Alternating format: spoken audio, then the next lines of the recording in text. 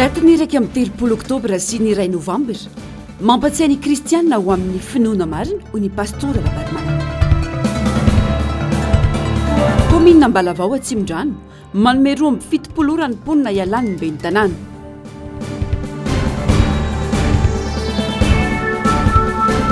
Olona nahazo UST tafavoaka ny Madagasikara mila mitondra fanazavana ny fanjakana hoy ny Sabotsy voalohany volana novambra 2024 faltafaraka amin'ny andray tombokilasy sy tombokovavy atao anatin'izao fotoana ny fampahalalam-baovao izao aterina ny araba ary manasanao ampanajana sy ampitiavana anaraka ny antsipirim-baovao hatramin'ny farany. Pejiny politika avy hatrany isantarantsika ny fampahalalam-baovao amin'ity alina ity. Mbola miteraka resabe ho an'ireo mpanaraka ny raharam-pirenena hatramin'izao ny fanendrena praiminisitra sy ny fananganan'ireo governemanta.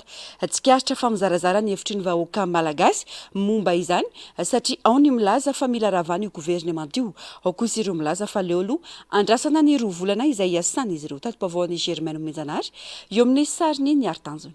Ny praiminisitra fotsiny dia efa olana goavana ny fanendrena azy. Tsy olona avy any amin'ny vahoaka ary tsy ny fampiarana tamin'ny vahoaka ka tsy mahagaga raha miteraka resabe ny momba ny governemanta Rajoinarvelo hoy ireo mpanaraka ny raharam-pirenena. Efatra any amin'ny taona 1790 no efa nisy ny fampiasonana tamin'ny hoe aleo aloha hiasa izy ireo hoy ny hafa.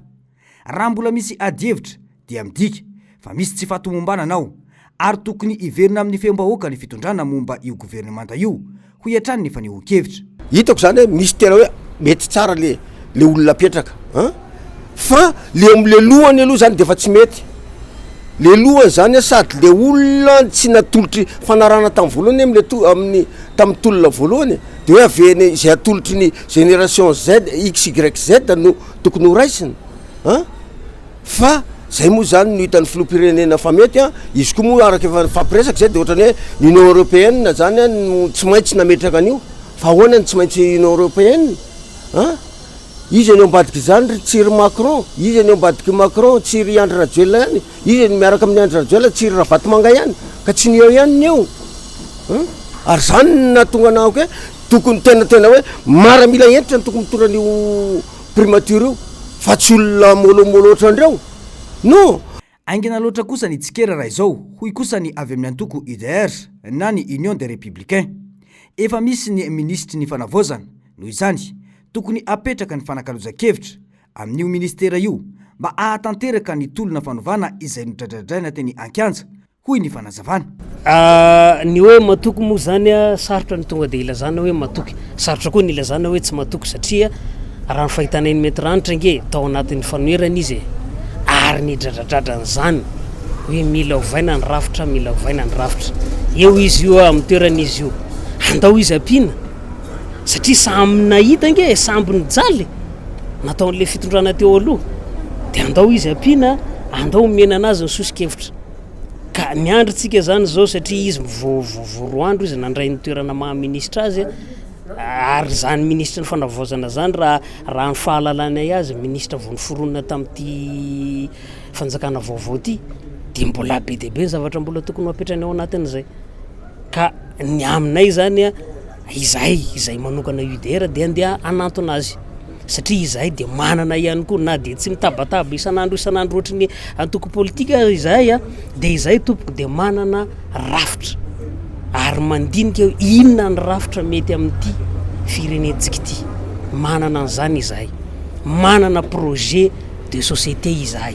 Raha ny fanazavana izay nataon'ny ministry ny fanavaozana moa dia ministera natao ampandehan'ny raharam-panjakana amana ny tena olam-bahoaka no mipetraka amin'izao.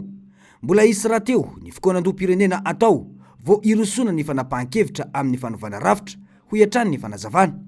Etsy ankilany anefa miazakazaka ny fanehoan-kevitra maro samihafa, petsaka ireo maneho fahasorenana amin'ny governemanta njoro koa andrasana ny toyny.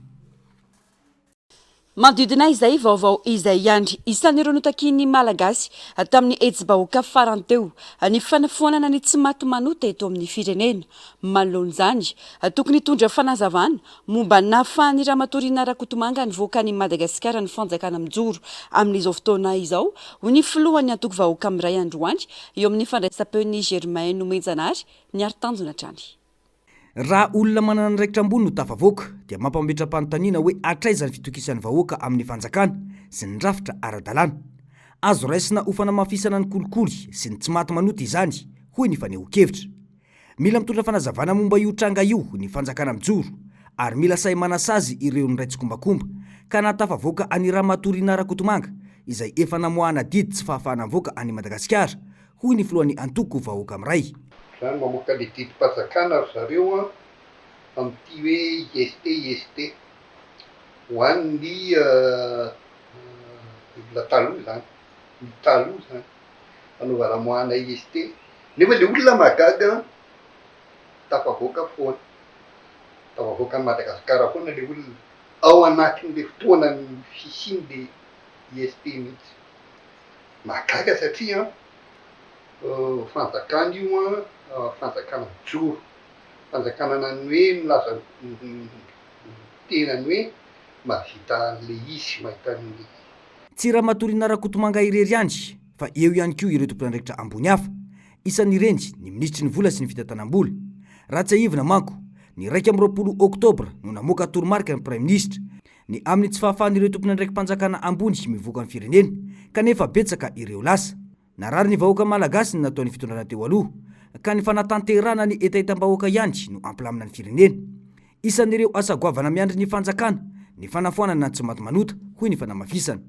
Mila jerena ihany koa ireo fitakim-bahoaka eny anivon'ny commune izay olana nateraky ny fifidianana ben'ny tanàna farany teo, hoy hatrany Alphonse Rakotondrainy be. Alabato, ny alabato nisy tetriny hoe any antoko zao tokony nazo misy lasa ny antoko fitondrana. De presque hoe zavatra hoe kota rehetrarehetra nge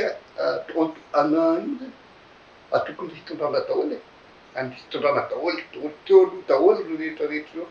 Fa maninona zay magaga nge, maninona le olona no zao mietsika momba an'izany. Le mera ihany zao sisa miantokainga miantobililo, ary de reo de mera rehetrarehetra hita Antananarivo ka amin'ny anaran'ny fitondrana taloha tsisy tatasy daholo izy. Ary jereo tsara ny fijaliany zay hita trasy, ny ho fijaliany zay hita trasy. Ny zavatra tsapa hoy hatrany ity mpanao politika ity dia misy ezaka amin'ny fijerena sosialim-bahoaka. Ekena fa mbola tsy afaka ny fahatapanjiro, saingy hita kosa ny fiainan'izany, hoy hatrany ny fanamafisana. Ny fitondrana dia miezaka mafy manao zay tsisy ny délestage, de mamerika kosa le fanjakana amin'izao fotoana zao, tsy hoe mitokana ny fanjakana fa izao fotoana zao tsisy afa-tsisy fatapahana be firy loatra hoe madinisyara ny fatapahana. Hatreto aloha dia mbola tsy afaka hitsara ny asan'ireo mpikambana gouvernemanta ny antoko vami. Ao anatin'ny fandraisana ny asa tanteraka manko izy ireo amin'izao fotoana, ka miankina amin'ny asa vitan'izy ireo afaka rovolana no ahafahana mahita ny fizotry ny raharaha, hoy ny fanamafisana. Nomeny fanjakana roa volana ireo ministra rehetra aorian'io no anaovana tombanezaka amin'ny asa vitany sy ny vokatra azo atao anatin'ny fotoana ny asany.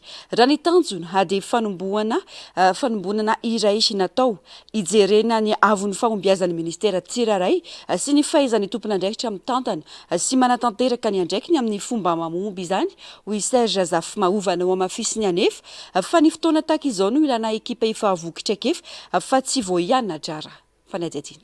Tery ny fotoana itakina profo amin'ireo mpikambana gouvernemanta, hoy ny mpandinika andraraha-pirenena Serge Zafy-Mahova. Mila miasa aingana ireo ministra amerenana ny fitokisan'ny vahoaka ny fanjakana izay natao hiasa ho an'ny vahoaka. Mila mahay manavaka ny asa maika sy ny lahara-pahamehana isaky ny ministera ireo mpikambana gouvernemanta.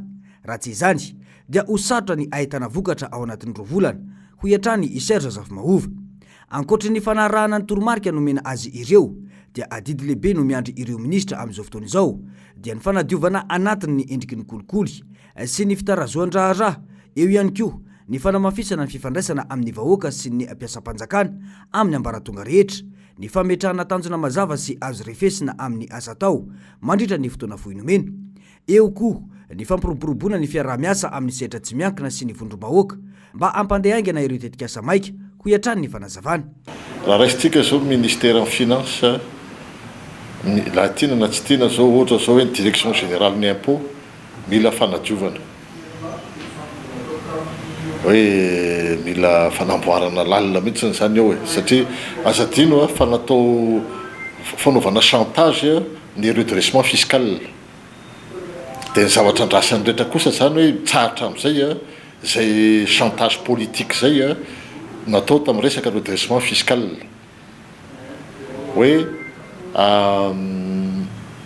ohatran'izay koa ny fanarahana zany famoaham-bola aty amin'ny direction générale ny trésor indray zany hoe mandeha tsara ve ny fidiram-bola ohatra hoe reny olona tokony hanao rapatriement de devise reny dia ahoana indray zany ny fipetraky ny fandoavana amin'ny volany reny orinasa samihafa reny zany rehetrarehetra zany mila ataontsika hoe mipetraka mazava hoe raha au niveau ny ministère hafa zany hoe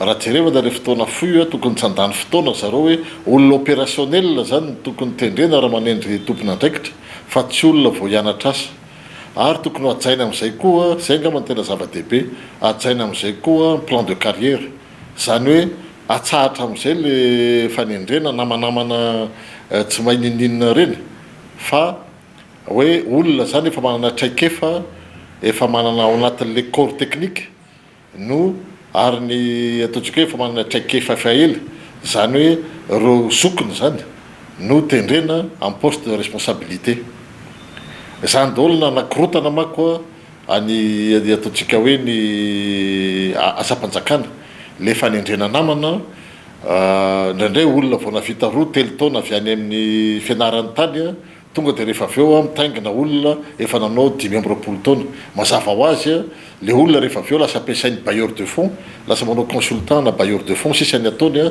fa tsy miasa izy ho an'ny fanjakana tokony tsy ho sehatra anavana olo-tokana na anaovana tombam-bidy ara-politika ny tombanezaka fa fitaovana ametrahana ny mangarahara sy ny fanonerana andraikitra manantena vokatra mazava sy fiovana hita maso amin'ny fiainana andavanandro ny vahoaka azagoavana izany fa tsy mora ka ilaina olona manana traikefa amin'ny vanim-potoana tahaka izao ho iatrany ny fanazavana mahakasika ny raharam-pirenena izay ihany rafitra namotika ny firenena tao anatin'ny 19 taona ny nahazona ny fahaleovantena izay sy ny fivangongon'ny fahefana tamina fanjakana tokana mila ovaina io rafitra io raha tena mpandroso marina mba hazona mampiroborobo ny faritra tsiraray manome vahana loatra ny sitrapon'olombitsy io rafitra io une cercle de réflexion pour la refondation vue de l'autonomie des régions na nisy ampandiniana ny fanorenana ho amin'ny fizakatenan'ny faritra no izany avonina ity vondrina ity ny karibaolana ampiarina sy anatanterahana ny fitsinjaram-pahefana marina Narcisse Karazavy mbola afa-tsara mbola tsy nisy rafitra nahavitana mpifandanjany fandrosoana sy ny tombontsoan'ny faritra rehetra teto amin'ny firenena hatramin'ny nahazahoana ny fahaleovantena raha fimpanjakana tokana mampivangongo fahefana na état unitaire centralisé no nanjaka teto akavity sy anisa no nahazo tombontsoa vokany maro ireo faritra latsaka Katerina atao anatin'ny 15 taona latsaky ny 100 malagasy monja no ny sitraka jiro sy rano fisotro madio manome vahana loatra ny sitrapon'olo-tokana sy olombitsy ny rafitra état unitaire noho izany mitaky ny fizakan-tenan'ny faritra ho dingana makany amin'ny fitsinjaram-pahefana tena izy ny seha-pandiniana ny fanorenana ho an'ny fizakan-tenan'ny faritra firenena midadasika i Madagasikara ka tsy mahasahana ny fampandrosoana mirindra eto amin'ny firenena manontolo ny état unitaire centralisé tao anatin'ny 15 taona dia 100 ny firenena monja no mba misitraka jiro sy rano lalana kely ny tahan'ny fampianarana ambany ny tahan'ny fitsaboana marefo ny fahasalamana ary ankoatr'izany koa dia manome vahana loatra ny sitrapon'olombitsy na olo-tokana ny état unitaire centralisé ka manitsakitsaka ny tombotsoany vahoaka maro anisa ohatra amin'izany ny vokatra na ambony tany na ankibony tany na andranomasina izay trandrahana miainga avy any amin'ny faritra rehetra dia tsy misy mihitsy tamberim-bidy mazava mba hanatsarana ilay faritra ny angany fatompotra ny ony foana ny vahoaka manontolo mihitsy tanjona ny anomezana fahefana bebe kokoa ny faritra amin'ny fitantanana ny arena sy nitetika asa fampandrosoana anampy amin'ny fampifandanjana ny fahefana eo amin'ny fanjakana foibe sy ny faritra, ny fanomezana lanja ny fandraisana anjaran'ny olom-pirenena amin'ny fanapahan-kevitra ary ny fanomezana tamberim-bidy mazava sy mivantana ho an'ny vahoaka amin'ny arena voajanahary misy ao aminy raha mbola manjaka ny fivangongo-pahefana, ny mpitondra trano no hovoky ary ny vahoaka kosa hiamahantra trany. Any ka ampihitsoka ny fampandrosoana sy ny fandrosoana ary animba ny fitokisan'ny olona amin'ny rafitra politika izany. Ilaina ny fananganana rafitra vaovao amela ny faritra hifeny zava-misy ao aminy, anana andraikitra sy azo tombotsoa amin'ny areny raha tiana ny anarenana ny tsy fitoviana ho hiatran'ny fanazavana. Arak'izany dia ho ivony fikaroana ity vondrona ity.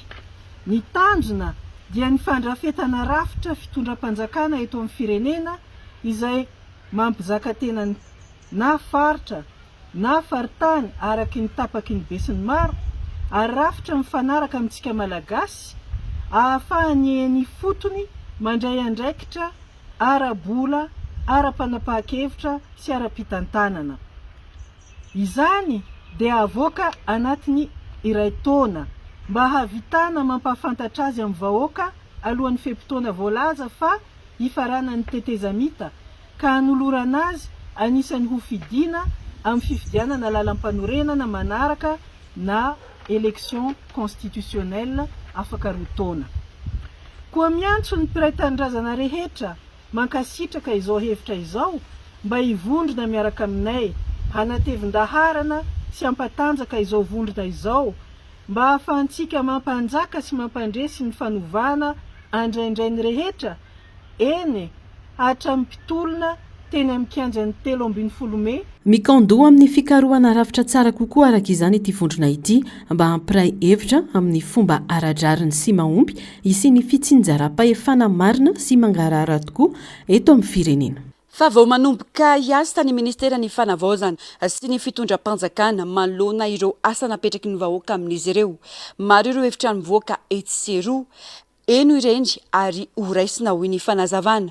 Ny fikonan-dono anapahany rehetra hevitra hoy ny ministry ny fanavaozana Andry Razafimanantsoa androany nambarany fa tsy ny rafitra ihany no mila ovaina fa eo ihany koa ireo fitsipika ifampifehezany rehetra eto amin'ny firenena. Germaine Mejanary ny Artanjony. Mihoatra ny 300 ireo antoko politika ara-dalàna eto Madagasikara, izany hoe voasoratra ara-dalàna ao amin'ny rejistry ny antoko politika raha ny antotanisa farany voaray teo anivon'ny ministerany atitany. Mampametra-panontaniana ny antotanisa eo anatrehany andraikitra tokony hosahan'ny ireo antoko eo amin'ny olom-pirenena. Tsy rafitra ihany fa ny andraikitry ny antoko politika eto amin'ny firenena ihany koa dia mila jerena amin'ny antsipriany, hoy ny ministry ny fanavaozana Andry Razafimanantsoa.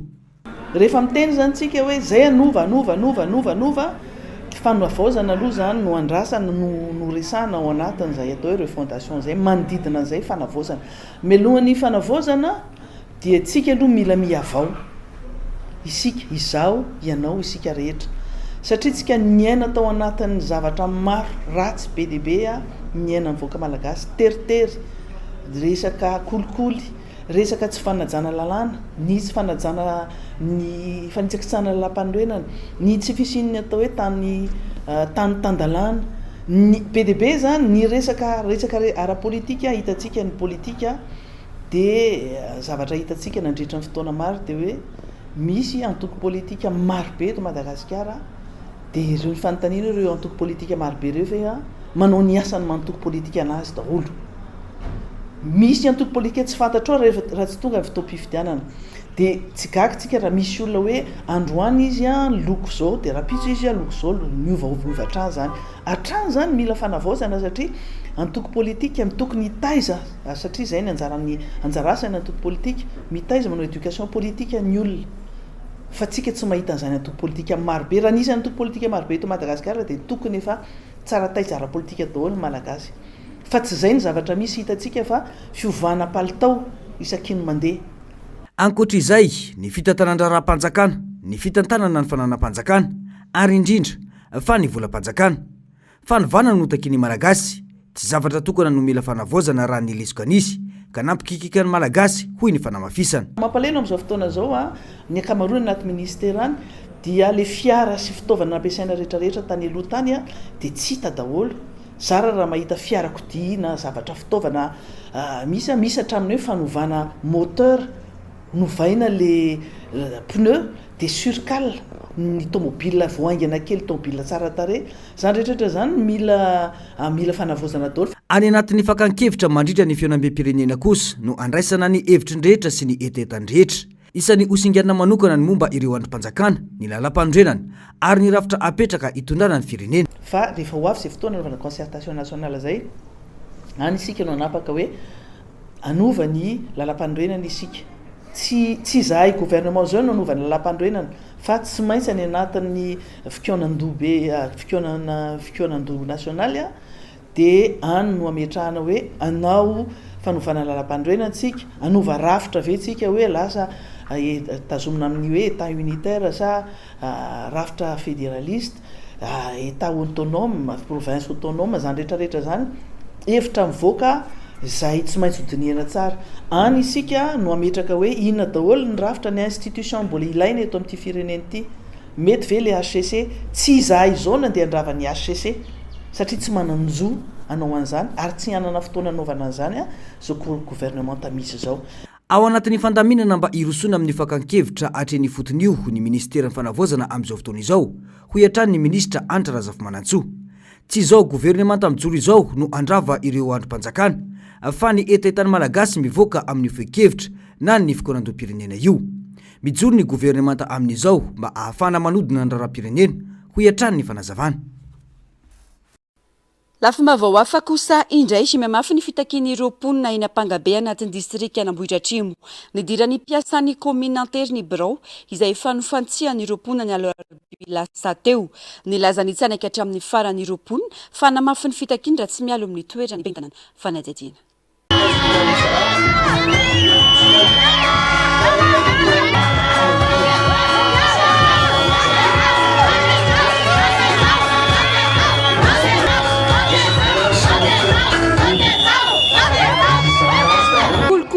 Fanaparam-pahefana fandoavana vola miopampana amin'ny commune isan'ireo teboka no tsindrin'ny mponina ka namafisany fitakiana hatramin'izao ireo.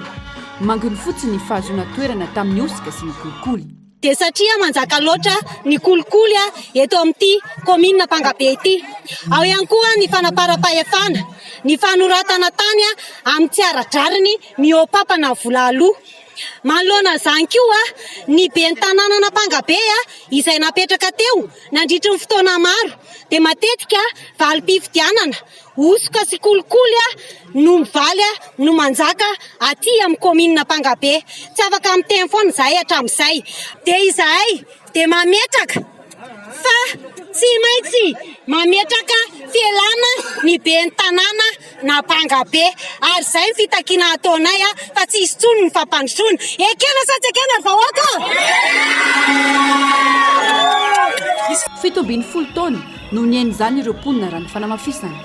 Feno ny kapoaka ka antony tsy maintsy hitroarany vahoaka. Fa leo langalangany madama izahay misy ny raha ataony madama io tsy zavatra manjary fa zay tiany atao na atao.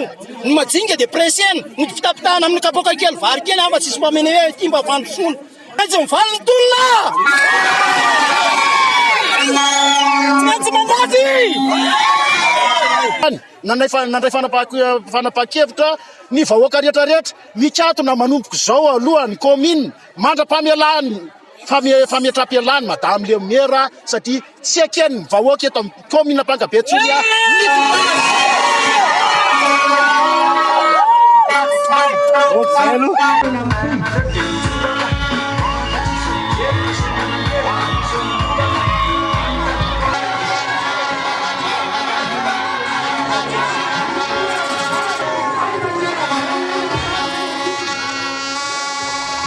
Efa nofantsian'ireo mponina ny bureau commune ny Alaby lasa teo namafisana ny fitakiana ny fialany ben'ny tanàna ao an-toerana.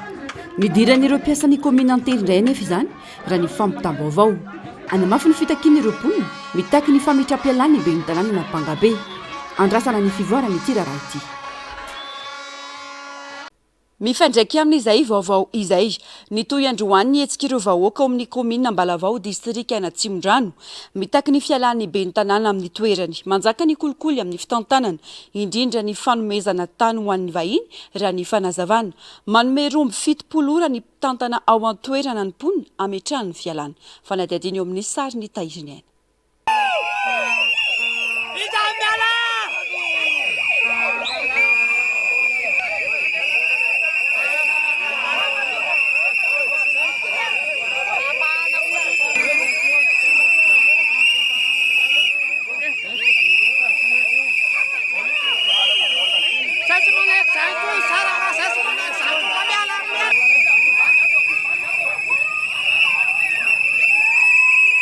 Tsy misy fampandrosoana vanina ao amin'ny komina Ambalavao distrika Anatsimondrano ho ireo ponina ka antony takin'izy ireo ny fametraha-pialana ny ben'ny tanàna ao an-toerana mampidi-bola ny komina kanefa tsy misy fiantraikany amin'ny fiainan'ny ponina izany romby 70 ora no nomen'izy ireo ametrahany ben'ny tanàna fialana.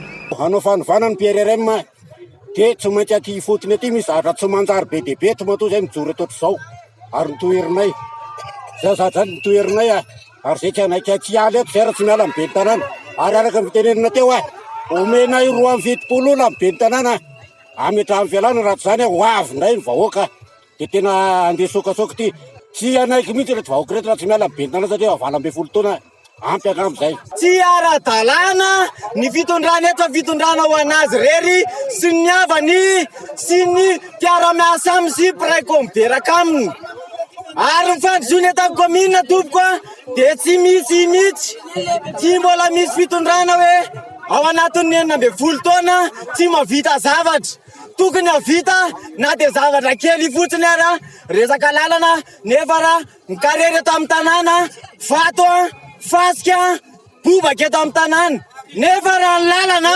nangatahana mba ho vita tsy mety ho vita ka hatramin'izao mila mandroso izahay fa tsy mihevitra intsony ka mangataka ny fialan'ny kolera orange TGV izahay eto amin'ny komina Ambalavao sao dia sao Ambalavao sao dia sao Atsimondrano miala sao dia sao.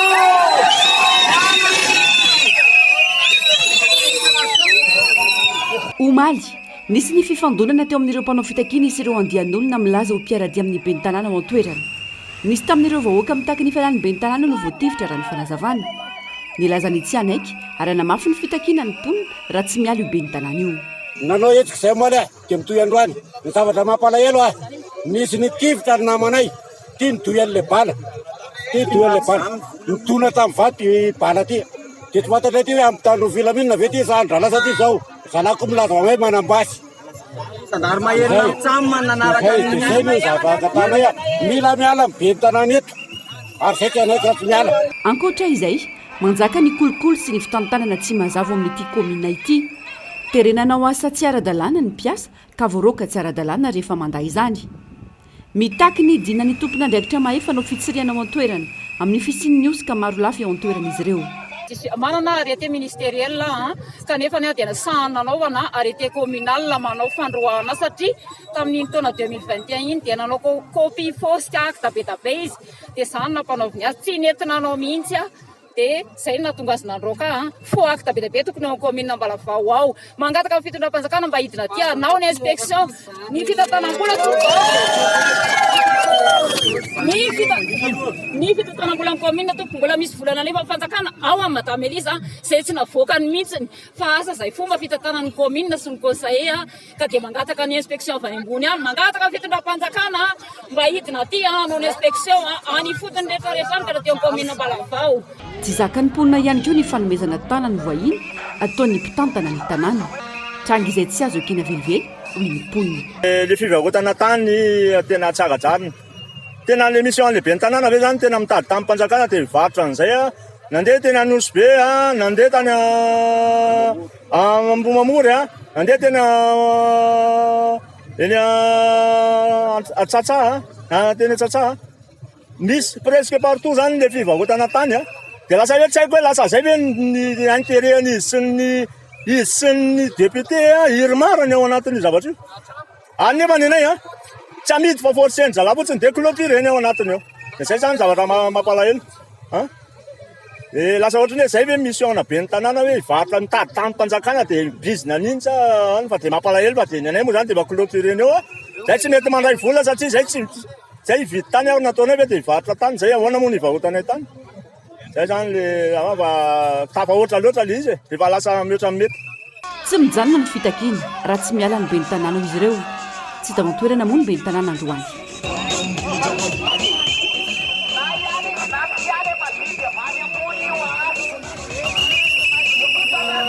izay ny teny ambala avao fatakin'ireo mponina ny tsy verenany se fokotany sy ny forongony amin'ny toerantsony hoy ny mponina etsy amin'ny fokotany ampantokana boriboritany fadimy miantso ny mpitondra fanjakana fohy be izy ireo mba hijery akaiky ny fitakim-bahoaka ao amin'ity fokotany ity nakaton'ny mponina ny birao pokotany saingy manohy ny asany any toerana ingalehibe ny pokotany amin'izao raha ny fanazavany Germaine Mezanary ny artanjana no tatitra ny antsiprimbo avao fanaparam-pahefana sy fampiarana sarany tsy ara-drariny amin'ny asa rehetra atao amin'ny fokotany ohatra mivaingana amin'izany ny fanamarinam-ponenana izay vidina 2 alina ariary raha tokony maimaim-pona na asarany amrary nilaza ihany koa ireo mponina fa hiarany tsindriazolena sy herisetra isan-karazana izy ireo rehefa mitaky fanazavana na manohitra ny tsirariny santionany amin'ireo fitakiny ireo mponina amin'ny fialana sy fokotany ao ampantokana ireo maka vola miopapana amin'ny vahoaka eto fokotany fandaovana didy raha résidence ray no alaina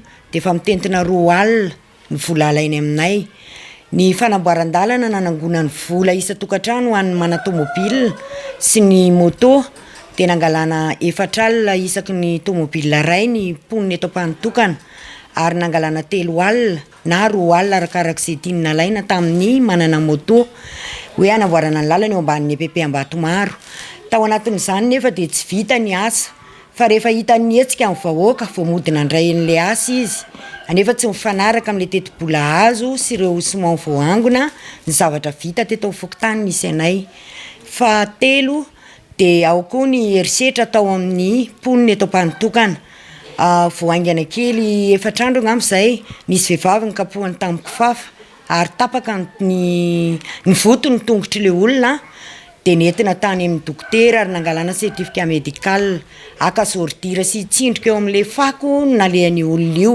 nefa tena ampiarana herisetra lazaina fa manelingelina amin'ny fanamboarany an'le lalana de eo koa ny zavatra tena tsy zakanay zany ary tena anesoranay anazy de izy miteny ratsy ary manambahany vahoaka manao tsirary ny be dehibe mihitsy zany ohatrany hoe rehefa tsy miray loko politika amin'le olona de tena sarotra nakatony mponina tanteraka nandritra ny tapabolana mahery izao ny bropokotany saingy mbola mikiry manohy ny asany any an-trano ihany ny sefokotany teo aloha ho hiatrany ny fanazavana ankoatra ny olana ara-pitantanana dia nitaraina ihany koa ny mponina noho ny fahirano nisy teo amin'ireo lakan-drano rehetra miditra ao amin'ny fokotany mandritra ny fotoana nitondrany ny sefokotany vokatra izany voatery mividy rano amin'ny sarany lafo any ivelany ireo mponina mba azahoana rano fisotro madio de nanao plaque ndray le président fokotany antaratasy hoe nasiny skots hoe any an-trano no manao résidence sy mila taratasy anefa manam-pahefanana nidiny fokotanynay tompoko de niteny hoe eny amin'ny distrika no afaka manao taratasy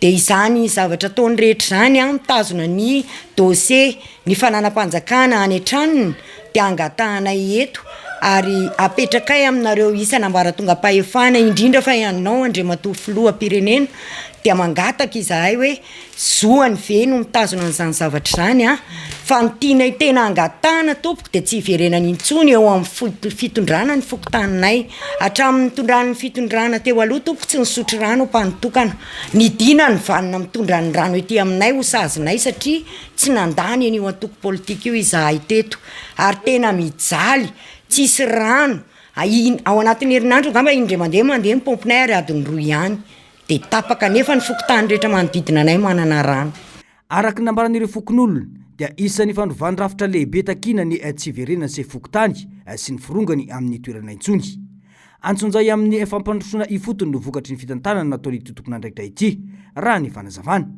niezaka ny fandray tamin'ny se fokotany teo aloha ny mpanao gazety saingy tsy tazana teny an-toerana ny tenany nandritra ny fitsidihana natao Vaovao mifandraika amin'ny sosialy kosa indray miomana amin'ny fiatrehana ny rotsakorana ny fitondram-panjakana amin'izao fotoana izao. Nidinay fotony jery vahaolana momba izany ministry ny fanajariana an-tany tamin'ity androany ity nambarany tao anatin'izany fa hoentitra ny fepetra ho an'ireo izay voakasiky ny fanotorana tany nanomboka ny taona 2022. Taty vaovaon'ny Germaine Menjanary Taizinaina. Nijery ireo toerana sy fitaovana mananjanja anisan'izany ny station de pompage etsy Ambodimita ny ministry ny fanajariana ny tany sy ny raram-panjakana ny generaly Lilson René de Roland. Nandritra ny fitsidiany dia nijery akaiky ireo milina sy ny kojakoja ilaina amin'ny fanesorana rano miangona ny ministra. Simba ny milina roa amin'ireo fotodrafitrasa ao Ambodimita ka tsy maintsy irosona avy hatrany ny fanamboarana.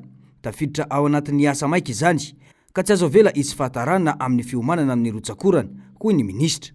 Ka ny hitantsika eto misy station de pompage izay hamahana an'izay olany tondra-drano zay zany raha fehezina ny kapiteny ny apipa sy ny ty hitantsika eto ty.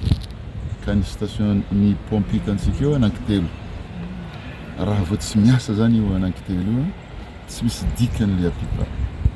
Tsy voarontsika zany lemaka mety Tananarivo. Hamahana an'izay olana zay dieny zao fa tsy efa hoe tonga ny fahavaratra vao manao geste zay man mahazatra hatramin'izay mialatsiny efa tonga eto zao dia ny anankiroa amin'ny pompe dia efa tsy miasa. Ray ihany sisa miasa. Nefa 3 mètres cubes par seconde zany ny rano avoakan'ny pompe anankiray. Tsika nefa mila 9 mètres cubes seconde. Zao zany ny 6 mètres cubes seconde zany efa tsy tratra.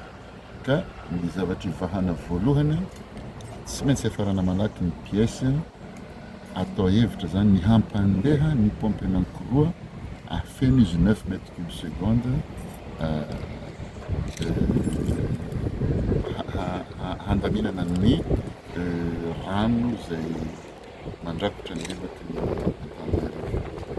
Io pompe nefa tsy maintsy misy courant ilaina amin'le ampandehanana an'le pompe eo amin'ny 630 kV amin'izy iny x2 zay zany no puissance ilaina amin'le courant mandeha amin'izy io. Hitantsika manatrika eto zao 1000 kVA ty groupe ngeza be ty zay mandany carburant 200 litres par heure. 200 litres par heure. C'est par jour, on fait 200 litres. 200 litres par heure. Mahazaka tsara les pompes. Zany hoe ny courant zany aloha fa misy fa ny pièce ny pompe anankiroa zany sisa zany ela amintsika. Hoentitra ny fepetra raisina amin'ireo rehetra voakasiky ny fanotofana tany tsy ara-dalàna indrindra ireo tranga nanomboka tamin'ny taona 2024 izay mety niteraka fikorontana ny rano ho sy ny tondra-drano. Miakatra ny resaka fanotofana tany. Efa nisy anefa ny décret navoaka mihitsy tamin'ny 2022 zay manafona ny resaka fanaovana fanotofana tany rehetrarehetra. Décret 2022-241 tamin'ny 23 février 2022. Zay zany décret mamaritra an'izay. Dikan'izany tsy ara-dalàna zay fanotofana tany taorinany 2022 io. Zay aloha zany efa teneniny antsika zay. Ka ny andraikitro manomboko zao andeha hijery ny permis rehetrarehetra. Zay 2022 mankaty efa andraisana fepetra. Efa mimana fantapantatrareo ihany za fa za olo mahitsy ary tena direct rehefa miteny. Tsisy agnavahako ny zany izy io. Zay nanototra tany nanomboko 2022 dia efa mimana izy. Ary ny fanotofana tany tsy ho izy tsony. Raha mbola eo ny fitondrana zay misy anahy. Fa ny ankoatran'izay tsy fantatro. Fa efa misy décret mandrara aza manao tsony. Fa hoenjaka ny fepetra ho raisina ho an'izay mbola mimi anototra tany. Tsy anavahana io. Niza. Anisan'ny tanjona amin'ity hetsika ity ny fiarovana ny vahoaka sy ny fanalefahana ny voka-dratsy ny rotsakorana amin'ny tanàn-dehibe sy ireo faritra marefo. fa mitoy ihany koa ny disadisa malona ny fananganana pilone amina trano iray ny Anjanahary 2N androany tonga nidina ifotony solotena ireo mpanolotsaina ny tanàna eto anivon'ny commune Antananarivo renivohitra nangataka fifampiresana tamin'ny tompontrano sy ny mpiasa manatanteraka ny asa tsy nahazo valiny ireo mpanolotsaina ny lanja sora-baventy ireo andehan'olona teny an-toerana fa tsy mankasitraka ny fototra afidrasy teny an-toerana nanangona ny vaovao na Sitskarazafy sy mbola afa-tsara.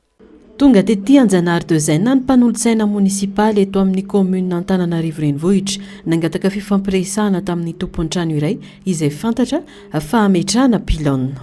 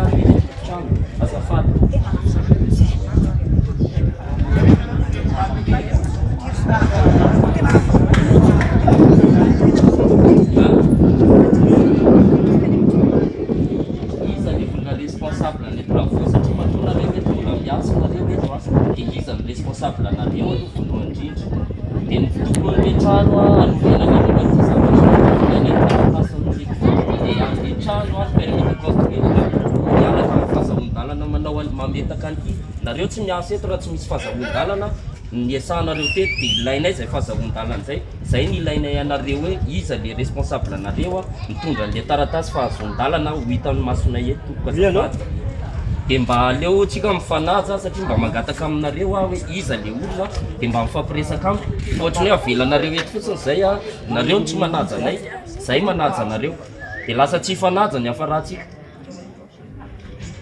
ka aleo le responsable anareo mba tonga miresaka aminay dia le tompon'le trano koa mba atsonareo hiresaka aminay.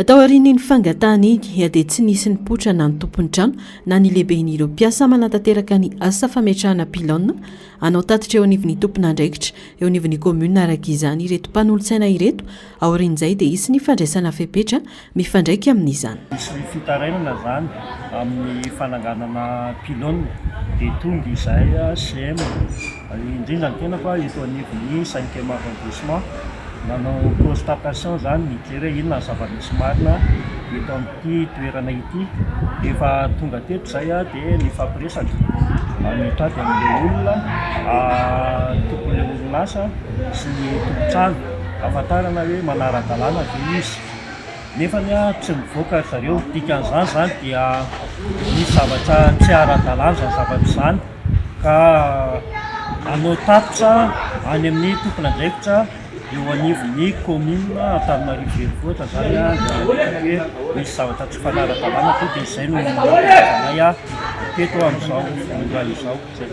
Teraka ny anjaranay aika ny policier municipal dia mijery manao constatation manao ara-dalàna sa tsy ara-dalàna manao signalement any am-panatanteraka dia mpanatateraka no mandray andraikitra zay tanjy fiasa.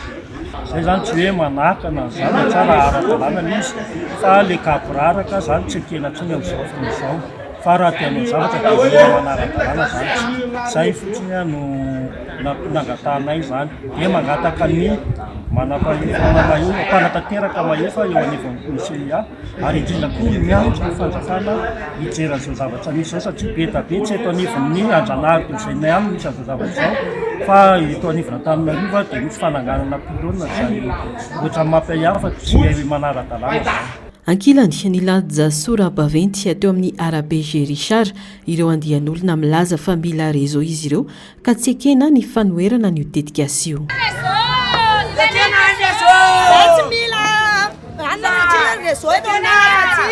Família Ressources, aí, só de milênio, aí, vai no lanareu, vai com no lanai, vai. Tsy misy idiran'ny fokotany ny fananganana fotodrafitrasa ho kosa ny sefy fokotany raha nanontaniana voatonona ho isan'ireo niraitsykombakomba tamin'ny fananganana tsy ara-dalàna ity fotodrafitrasa ity mantsy ny sefy fokotany raha ny fanazavana ireo mponina nampametram-panontaniana ihany koa ny fahitana ny fandraisana anaran'ireo olona nitondra sora-baventy tety antoerana mialohan'ny nanatanterahana izy ireo ny fihetsiketsehana. Ivadika lafomba vao hafa isika atao anatin'ity fanadiadiana manaraka ity da ty manandanja eo amin'ny tantaran'ny fiangonana loterana maneran-tany ny 1 oktobra ankalazany isan-taona ho andro ny fanavaozam-pinoana na ny reformation day, andro nitsanganan'ny finoana loterana manoloana ny fanampy sy ny fanararotana ara-panahy nisy tamin'ny taonjato fa 40. Ankoatra ny reformation nataon'ny Martin Luther ady nankalazaina tamin'ity andro ho an'ny 1 novambra ity ihany koa ho an'ny fetin'ny filazantsara ho an'ny fiangonana loterana malagasy Romaino Menjanahary ny artanjona. Ny 1 oktobra taona 1795 dia Martin Luther, mpitondra fivavahana sy mpampianatra teolojia Alemana, no namatotra ny tese 590 teo amin'ny varavaran'ny fiangonana tao Wittenberg. Io fanavaran-kevitra ireo dia nataony anakianana ny fomba fanao tamin'izany fotoana, indrindra ny fivarotana ny famelan-keloka nataon'ny fiangonana katolika. Nambarany fa tsy amin'ny vola na amin'ny asa no azahoany olona famonjena, fa amin'ny finoana any Jesosy Kristy iriany. Io etsika ny seho ny 1 oktobra io no niteraka ny fihetsiketsehana loterana na reforma protestante izay niely aingana nanerana any Eropa ary nanova tanteraka ny endriky ny kristianina. Niorina avy teo ny fiangonana loterana izay nitondra fampianarana vaovao niorina amin'ny fototra telo dia ny sola fide finoana ireriany, sola gratia fahasoavana ireriany ary sola scriptura baiboly ireriany. 570 nisan'ny lohahevitra nataon'ny Lutera hoe ireto lohahevitra 570 reto no anavaozana ny fiangonana. Fa raha afitinina amin'ny ankapobeny dia mety misy 3-4 ihany no tena lehibe. Voalohany indrindra aloha Lutera dia nanamarika fa tsy tokony hisy ny atao hoe olona toteny ao amin'ny fiangonana. Ny resaka papa moa zany resahany zany. Lutera dia nanamarika fa ny vita batisa rehetra no atao hoe olona masina. Zao ankalazaina zao. Lutera dia nanamarika fa ny famelan-keloka dia avy amin'ny Jesosy irery ihany. Tsy ny asa izay atao, tsy ny fotoana, tsy ninninona, tsisy azahoanao famindram-po famelan-keloka avy amin'Andriamanitra afa-tsy amin'ny alalan'i Jesosy irery ihany ary azy irery ihany. Satria tamin'izany nisy tantara lavabe hoe misy famelan-keloka, tsy misy famelan-keloka roa. Dia Lutera hoe ny Romanina toko voalohany 5:20 fa ny marina amin'ny finoana no velona. Zay ihany ny Lutera, zany hoe tsy misy azahoanao lalana makany amin'ny fiainana mandrakizay ivelan'ny famindram-po Jesosy Kristy. Ao anatin'ny fanavaozana dia aleo manambady ny mpitondra fivavahana. Ary atao amin'ny fiangonana Luterana raha tsy manambady ny mpianatra izay mivoaka ho pastora dia tsy azo atao ordination aloha. Terenakolaka zany manambady aloha fa za manao pasteur célibataire manendeha amin'ny fiangonanao manahirana ny ao anatin'ny fiangonana. Ny voalohan'ny volana novambra androany kosa dia antsoina hoe fetin'ny filazantsara izay daty napetraka ho fahatsiarovana ny olona masina. Ny alahady voalohan'ny aorin'ny voalohan'ny volana novambra no anamarian'ny fiangonana loterana izany raha ny fanazavana. Tany alohan'ny 570 dia ny 2 novambra no andro tsy fiasana. Fa taty aorinany 570 dia nikisaka lasa 2 novambra ny andro tsy fiasana. Ao amin'ny finoana Luterana ny 2 novambra dia fety ny filazantsara. Tsy miresaka maty ny Luterana rehefa 2 novambra tahaka izao. Ny alahady manaraka ny 2 novambra no atao hoe fety ny olona masina. Samy hafa ny hoe olo masina sy ny hoe olona masina. Ny atao hoe olo masina dia ny havatsika ao amin'ny katolika izay manana an'ireny hoe asandratra olo masina. Zay ny finoana katolika zay dia manajandry zareo sika amin'ny maha finoana katolika azy olo masina. Dia misy an'ireny olona be dia be fatatsika Victoire Soamanarivo zao efa manaraka izany ny papa efa natao olo masina. Fa amin'ny fiangonana Luterana ny fanekempinoana apostolika no milaza hoe fiombonan'ny olona masina. Ka ny olona masina dia ny vita batisa rehetra. ka io tsy 3 novembre fa ny alahady manaraka ny 2 novembre fa tamin'ity moa izy sabotsy ny 2 novembre dia lahady avy dia 2 novembre dia ohatrany hoe 2 novembre hoe zany fetin'ny olona masina tsy zay fa ny alahady manaraka ny 2 novembre no fetin'ny olona masina. Mampatsiahy ny kristiana rehetra fa ilaina atrandry ny miverina amin'ny fototry ny finoana marina amin'ny fahamarinana sy ny fitiavana toy ny nambaran'ny Lutera tamin'ny androny. Araka ny voalazan'ny soratra masina hoe ny marina amin'ny finoana no ho velona, araka ny voasoratra ao amin'ny Romanina 8:7 ho iatrany ny fanazavany. Farany eo amin'ny pejiny fanatanjahantena, isan'ireo sehatra nitondra takaitra tamin'ny fitondrana volomboasary ny tontolon'ny baolina kitra. Nanatanteraka hetsika teny amin'ny kianjan'ny Bare ireo petit kitra androany izay notaren'ny Faneva Ima sy Mamsora Zafindrakoto samy efa kapiteny tamin'ny ekipam-pirenena teo aloha. Ny antsony tokony anovana ny rafitra sy ny fomba fitantanana eo anivon'ny federasiona malagasy misana ny baolina kitra izy ireo tato-pavaony na artisy karazafy sy mbola avatsara.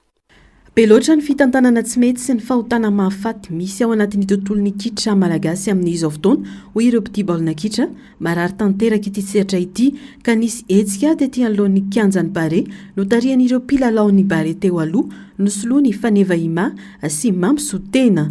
Maro ireo kluba norava no nitsindry ataon'ny mpitantana ny kitra malagasy sehatra toy ny sehatra rehetra ny baolina kitra ka mila diovina hoy ny fanazavana.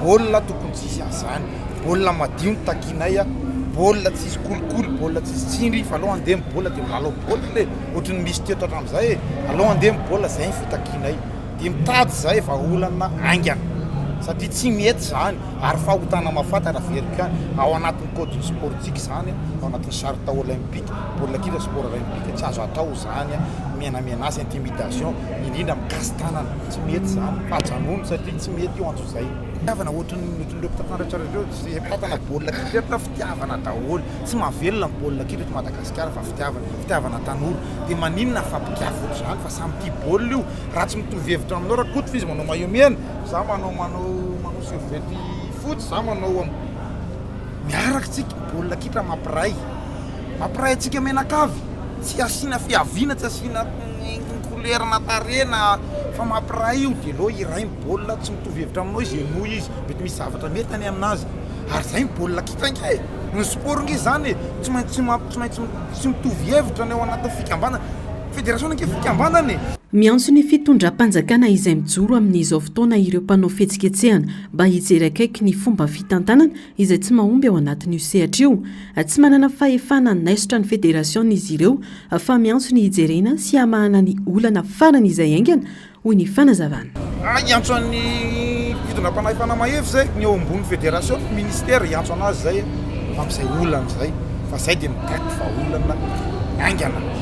Zay nge tsy manana fahefanandrava federasiona zay reto zay club reto membre na federasiona fotsiny amma licencié anay za licencié mampitantana izy koa izy moa anisan'ny victime zany ary zany tato zany dia fikambanana mahafinaritra ny amisanazy zany ka maninona simba zao le akizy dia zao le akizy ary taditraka ka maninona nataona zany le izy tsy mety zany le revo zany fa mba miangavy anareo mpitantana miovana reo fa tsy mety zany ary hitapoko hitapireneny zany fa tsy samy teny efa elange zany ny fantatr'ireo olo reo fa tsy samy teny ny olona satria ampitahorina fa zay am'izao tsy maintsy teny am'izay satria leo za tena leo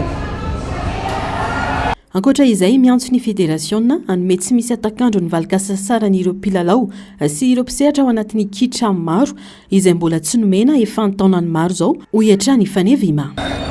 Resaka prise moneva ny teneniko teo ohatry ny fomba fataony zareo alaina ny riba engane mety latsaha fanay masina ary zareo dia ho alefa ny ekizy fa rehefa latsaha fanay masina ihany dia pe eo koa ny arbitre pe eo ny ankizy vavy nanao festival pe eo nanao kanina futsal pe eo ny iza koa izy teo nanao kozafa vehivavy pe eo daholy nitrosanareo amin'ny atleta na mpanotra guinea ny coach pe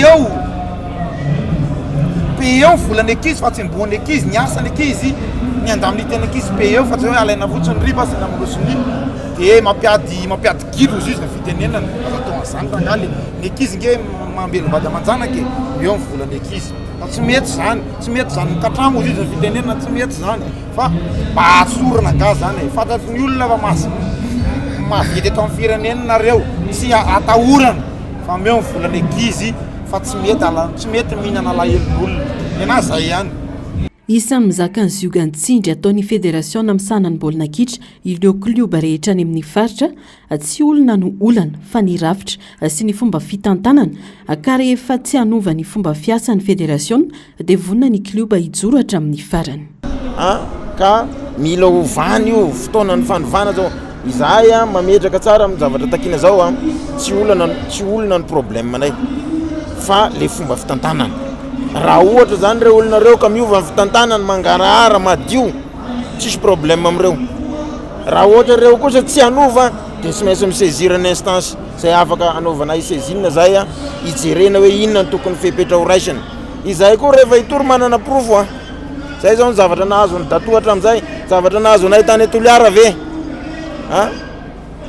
samby hitatsika tamin'ny Facebook zany commissaire au match anao mandeha milako ny coach manao intimidation tsy misy chazina ny ray mbola ny coach navalina ndray no mena sena tsy rarina zany tsy zany ny fampandrosoana ny foot eto ka fotoanana zao iresahana ny atsotra fotsiny ho an'ny fédération ovao le fomba fitantanana dia milamina tsy ovanareo ny fomba fitantanana tsy milamina zany io. Miantso ny ligue patch ny Atsimo Atsinanana ihany koa ny filohan'ny klioba Tatou FC mba hanova fomba famindra ao anatin'ny fitantanana ny baolina kitra any an-toerana.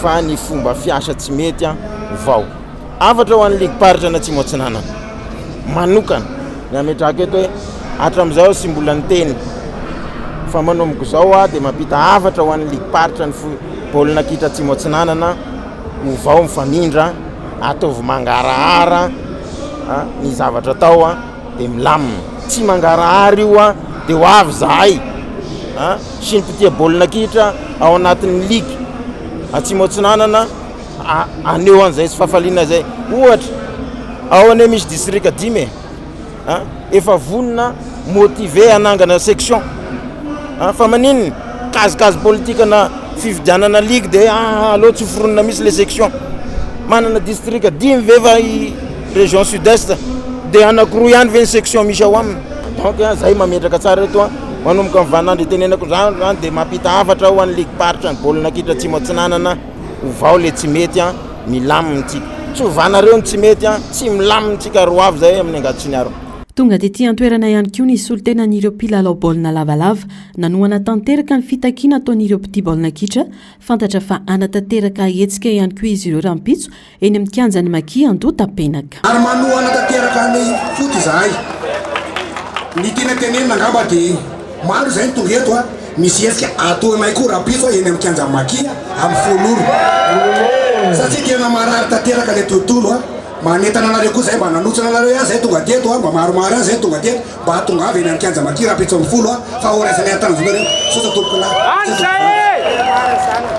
tonga maro moa ireo mpitia baolina kitra androany ary nisy ny fandraisam-pitenenana ny fandimbiasana nataon'ireo filohan'ny klioba sy ireo mpilalao baolina kitra nijoro sy nitarika ny fionana tetỳ an-toerana androany Mamsora Zafindrakoto kapiten'ny ekipa pirenena malagasy Scorpion de Madagascar akoatra ity hetsika ity dia hifanantona amin'ny ministera ny tanora sy ny fanatanjahantena izy ireo ka andrasana izay fivoarany toetra raha.